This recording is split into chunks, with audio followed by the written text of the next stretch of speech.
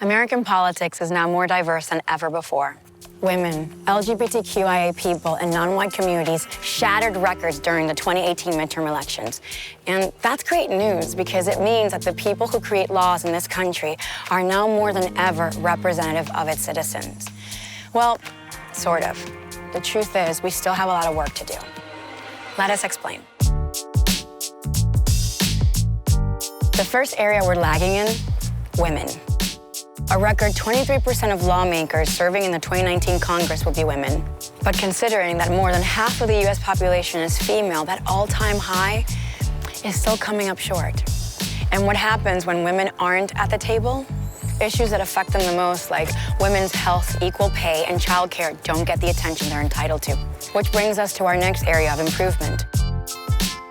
2018 was a good year for racial diversity in politics. 2 states elected their first Native American women to Congress. More Black members of Congress will serve than ever.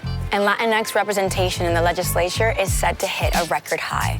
While it's great to have finally reached those milestones, let's put it into perspective. The most diverse Congress ever consisted of less than a quarter of lawmakers being a person of color.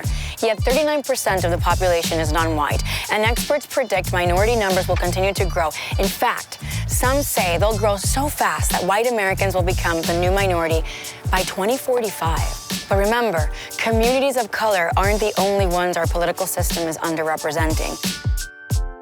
The 2018 midterm elections resulted in the election of over 150 LGBTQIA candidates, including governors, senators, and congressional representatives. And while the rainbow wave was the brightest yet, LGBTQIA people still only account for 0.1% of elected officials in the US.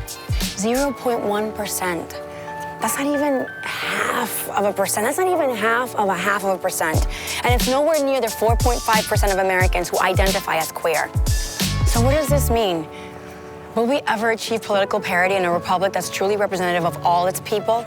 Some experts say it could take about 100 years. Others think it could be less. So let's prove the latter right. Let's surpass even those expectations. Vote, run for office, and elect people who look like all of America. Because 100 years is just a little, I don't know, man. It's just a little too long, don't you think?